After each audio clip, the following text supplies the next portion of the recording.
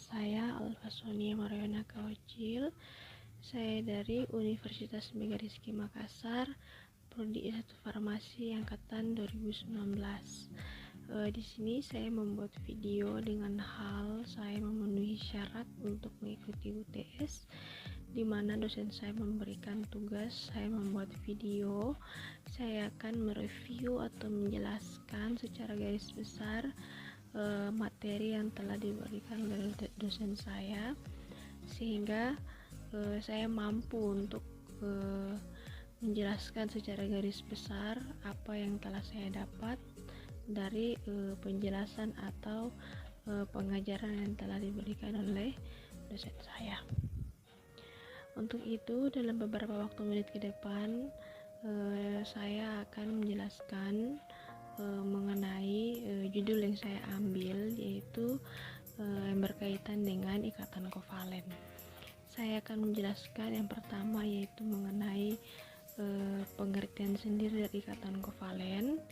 Yang kedua yaitu apa yang terjadi sehingga ikatan kovalen terbentuk, kemudian contoh dari ikatan kovalen, kemudian berdasarkan polarisasinya, kemudian jenis-jenis dari ikatan kovalen, dan sifat senyawa dari ikatan kovalen. Untuk itu, untuk mempersingkat waktu, kita langsung saja pada materinya. Baik teman-teman, kita langsung saja pada materi yang pertama, yaitu saya akan menjelaskan mengenai pengertian sendiri dari ikatan kovalen. Ikatan kovalen merupakan suatu ikatan yang terjadi karena pemakaian elektron secara bersama, di mana dua atom yang terjadi sedang berikatan. Kemudian menurut teori, ikatan kovalen tersebut terjadi karena ketidakmampuan dari salah satu atom yang tidak mampu untuk menghasilkan atau melepaskan elektron, sehingga pada ikatan kovalen tersebut biasanya bersifat non-logam. Kemudian yang berikutnya saya akan menjelaskan mengenai terbentuknya ikatan kovalen. Terbentuknya ikatan kovalen yaitu terjadi karena atom-atom unsur yang memiliki anivasi yang lebih tinggi dan keelektronegatifan atau keelektronegatif yang lebih kecil jika dibandingkan dengan ikatan ion.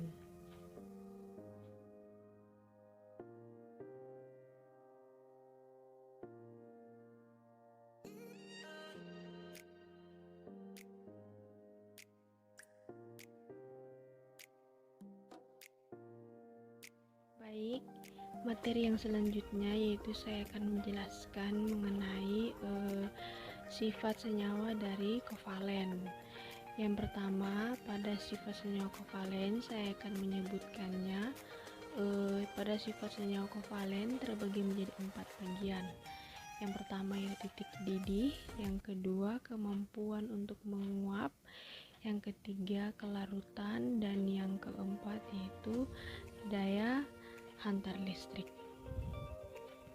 Kemudian contoh dari ikatan kovalen yaitu beberapa unsur atau senyawa yang telah kita dapat, biasanya kita gunakan pada laboratorium baik maupun percobaan-percobaan yang dapat mengenai atau berhubungan dengan unsur atau senyawa tersebut, yaitu unsur yang berhubungan atau yang menjadi salah satu contoh dari ikatan kovalen, yaitu yang pertama H2O, yang kedua HCl, yang ketiga CO2, yang keempat NH3, yang kelima yaitu Cl2, dan yang keenam yaitu Br2, maupun unsur-unsur atau senyawa-senyawa lainnya yang dapat berkaitan dengan ikatan kovalen.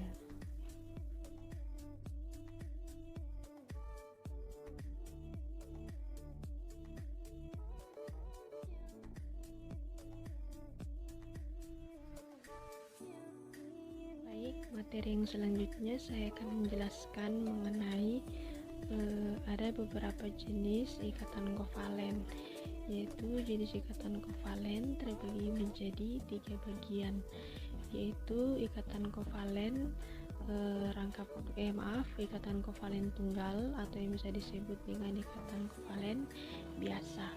Kemudian yang kedua, ikatan kovalen rangkap, di mana ikatan kovalen rangkap tersebut dibagi menjadi 2 bagian, yaitu ikatan kovalen rangkap 2 dan ikatan kovalen rangkap 3. Kemudian yang terakhir yaitu ikatan kovalen koordinasi. Pada masing-masing jenis tersebut memiliki pengertian masing-masing. Yang pertama yaitu ikatan kovalen tunggal, merupakan ikatan kovalen yang mempunyai atau memiliki jumlah pemakaian elektron bersama hanya pada satu pasangan.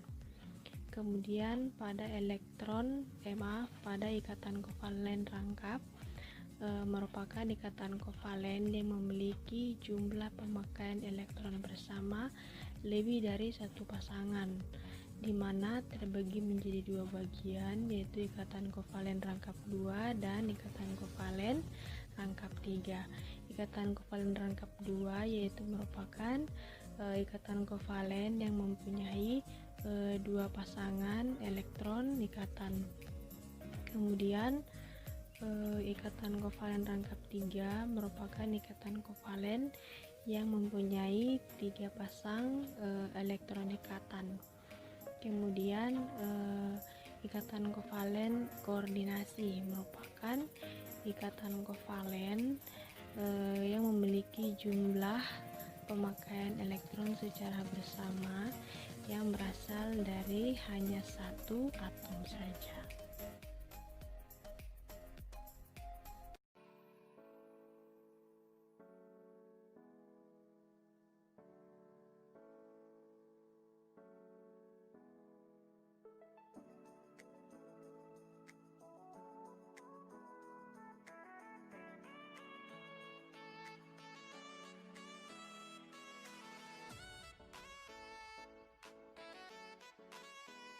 Baik, terima kasih.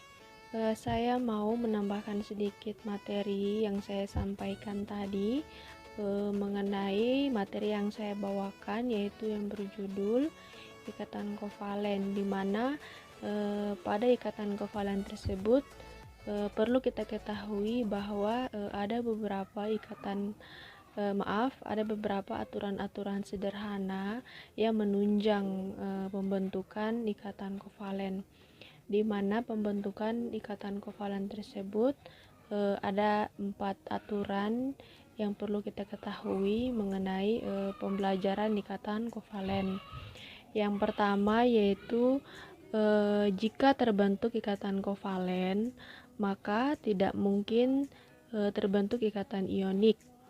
Kemudian yang kedua, di dalam ikatan kovalen ada beberapa unsur yang saling overlapping atau tumpang tindih. Kemudian yang ketiga yaitu tiap ikatan kovalen yang memiliki pasangan atau pasangan yang terbentuk, kedua ikatan tersebut harus memiliki 2 buah elektron, di mana ditunjang dengan beberapa spin yang saling berlawanan. Kemudian yang terakhir yaitu tiap elektron yang memiliki periode kedua dengan lebih dari 4 atom pusat, maka aturan tersebut dinyatakan oktet. Apa itu oktet? Oktet yang berarti ikatan tersebut dinyatakan stabil, atau biasanya kalau dalam bentuk angka 8, di mana angka tersebut tidak lagi ditambahkan atau dikurangi, maka aturan tersebut dinyatakan oktet, atau pada ikatan tersebut dinyatakan stabil. Saya akan melanjutkan penjelasan mengenai materi yang telah saya sampaikan sebelumnya, yaitu ikatan kovalen memiliki hubungan dengan konfigurasi elektron, di mana pada video sebelumnya saya telah menjelaskan sedikit mengenai aturan oktet, di mana aturan oktet tersebut dijelaskan oleh para ahli, salah satunya yaitu Lewis, di mana pada tahun 1916 dia menjelaskan atau mengeluarkan teori mengenai kestabilan elektron yang pada dasarnya yaitu dihubungkan dengan gas mulia dan konfigurasi elektron, kecuali pada unsur helium, di mana dia hanya memiliki 2 elektron valensi, sehingga dia tidak dikatakan sebagai oktet atau stabil.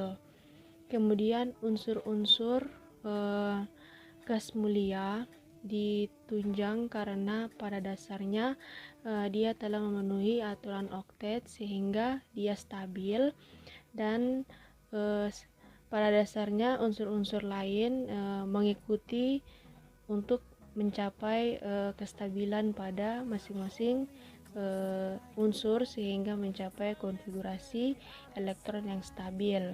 Maka pada unsur yang berusaha mencapai puncak di mana dia oktet atau dia stabil, maka unsur tersebut dikatakan bahwa dia telah mengikuti aturan oktet atau stabil.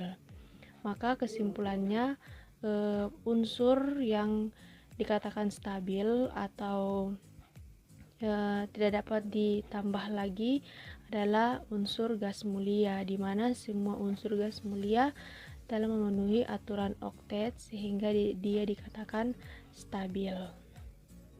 Baik, pada materi yang terakhir yaitu saya akan menjelaskan melanjutkan dari materi yang telah saya jelaskan sebelumnya, yaitu materi yang berhubungan dengan ikatan kovalen, khususnya pada ikatan kovalen rangkap. Pada ikatan kovalen tersebut memiliki polarisasinya, yaitu yang terbagi menjadi 2 bagian, yaitu yang pertama ikatan kovalen polar dan yang kedua ikatan kovalen non-polar, di mana masing-masing ikatan kovalen tersebut memiliki pengertian, yaitu yang pertama pada ikatan kovalen polar merupakan ikatan kovalen yang elektron ikatannya cenderung tertarik pada salah satu atom yang sedang berikatan.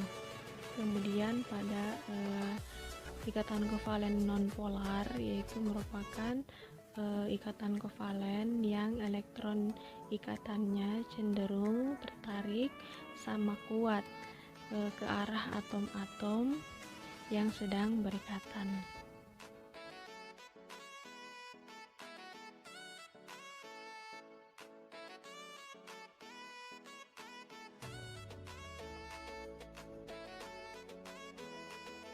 Terima kasih atas waktu dan perhatiannya telah menyaksikan video yang telah saya buat.